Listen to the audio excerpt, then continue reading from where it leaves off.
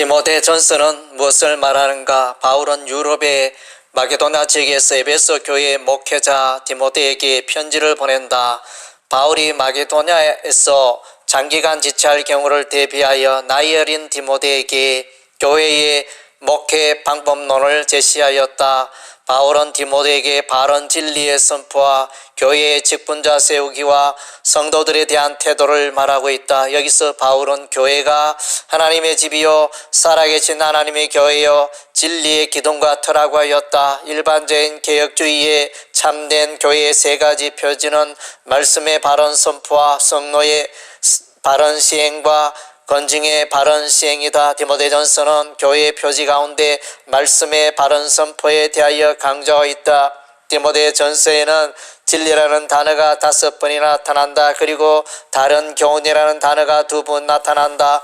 바울은 에베소 교회에 다른 교훈이 선포되고 가르쳐지는 것을 경계하고 있다.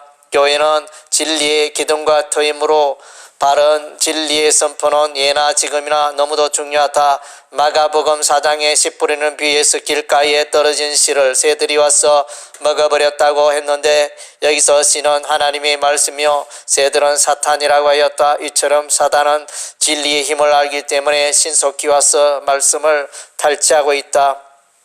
에베소 교회는 다른 교훈인 신화와 끝없는 족보 이야기로 멍들어가고 있었다. 유대인들은 가문을 소중히 여기고 구약 인물들에 대한 가상의 족보를 만들어내는데 때로는 족보를 확대하여 진실과를 거리가 멀었고 조상의 교훈을 잘못 추정하기도 하였다. 이는 결과적으로 믿음 안에 있는 하나님의 경륜을 이루는 것보다 교회 안에서 계급주의와 분파운동을 일으켰다. 또 다른 교훈은 율법자들이 복음보다 율법을 강조하는 것이었다. 율법은 선악을 가며 죄악을 억제하는 효과가 있지만 율법주의자들은 할례를 받지 않고는 구원이 없음을 강조하여 그리스도의 십자가 복음을 헛되게 하였다. 또 다른 교훈을 가르친 자들은 믿음에서 떠나 미워하는 영과 귀신의 가르침을 따르라고 하였다. 이들은 자기 양심이 화인을 맞아서 외식함으로 거짓말하는 자들이었다. 여기서 양심이 화인을 맞았다는 표현은 배교자들의 양심이 악한 영의 소유물이 되었다는 것이다. 갈비는 이러한 자들이 윗선적인 구실을 관해내서 하나님의 눈을 속이려 하는 자들이며 가공적인 외형적 의식으로 하나님을 기쁘게 하려고 발버둥치는 자들이라 하였다. 또 다른 교훈은 혼인을 금하고 어떤 식물은 먹지 말라고 하는 것이었다. 이들은 영지주의자이며 물질은 악하고 정신은 선한 것이라 주장했다. 이들은 육체적 쾌락이 죄이며 성결하게 되는 것은 금욕을 통해서만 가능하다고 주장하였다. 이러한 금욕과 독신의 교리는 이방 사회에서 유행하였던 것인데 이것이 교회로 유입된 것이다. 칼빈은 이러한 자들은 하나님께서 이미 자유롭게 허용하신 것들을 금지하여 스스로 의를 획도하고자 발버둥치는 자들이라 하였다. 바울은 이러한 다른 교훈을 가르치지 말며 복음의 바른 교훈을 가르치고 권면해야 할 것을 디모데에게 부탁하였다.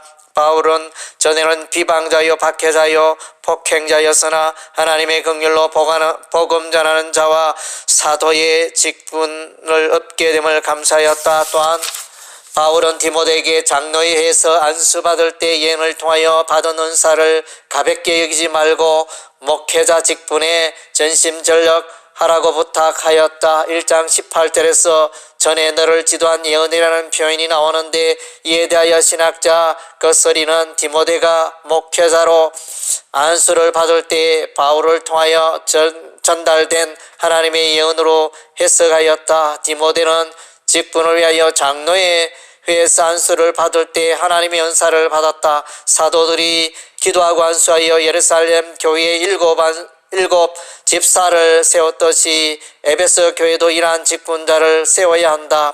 교회 안의 직분자로서 감독과 집사에 대하여 말하고 있다.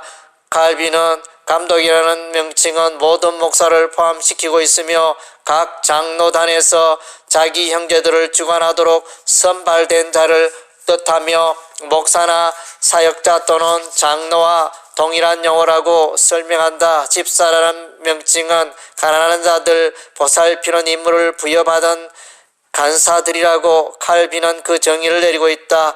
집사라는 표현은 사도행전 6장에서 최초로 나타나며 섬기는 자 혹은 봉사하는 자를 말한다. 교회에서 감독과 집사를 세울 때는 아무나 세우지 않고 합당한 자격을 갖춘 자에 대하여 직분을 수여하였다. 두 직분의 공통점은 한 아내의 남편이 되어 자녀와 자기 집을 잘 다스리는 자여야 하며, 술을 즐기지 아니하여야 하며, 돈을 사랑하지 아니하며 책망할 것이 없는 자여야 한다는 것이다. 성도들에 대하여 늙은이를 꾸짖지 말고 권하되 아버지에게 하듯 하며, 젊은이에게는 형제에게 하듯 하고, 늙은 여자에게는 어머니에게 하듯 하며, 젊은 여자에게는 온전히 깨끗함으로 자매에게 하듯 하며, 참가부인 과부를 존대해야 한다. 성도들 가족처럼 아버지와 어머니와 형제와 자매를 대하듯이 해야 한다. 재물에 집착하는 것은 시험과 올무와 여러 가지 해로운 욕심에 떨어지게 되며 사람으로 파멸과 멸망에 이르게 한다. 돈을 사랑함은 일만하게 뿌리가 되며 미혹을 받아 믿음에서 떠나 많은 근심에 빠지며 자기를 파멸시킨다. 그러므로 우리가 세상에 아무것도 가지고 온 것이 없으며 또한 아무것도 가지고 가지 못하기 때문에 자족하는 것이 지혜이다.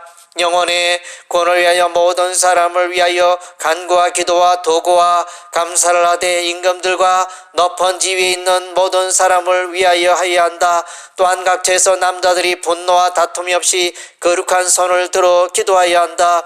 교회의 질서를 세우기 위하여 공적인 집회에서 여자가 가르치는 것과 남자를 주관하는 것을 허락하지 아니하며, 여자는 일체의 순종함으로 조용히 배워야 한다. 그 이유는 하와보다 아담이 먼저 창조되었기 때문이며, 에덴 동산에서 뱀에게 아담이 아니라 하와가 속아 죄에 빠졌기 때문이다. 칼빈은 이에 대하여 가르치는 것은 남자들이 여자들보다 신분상으로나 권위 면에서 우월하기 때문에 여자들을 배제한다고 말한다. 그리고 여선지자 드브라는 특별한 경우로 이해해야 한다고 하였다. 디모데전서는 오늘날 교회를 세우기 위한 설교도와 같은 중요한 역할을 하고 있다.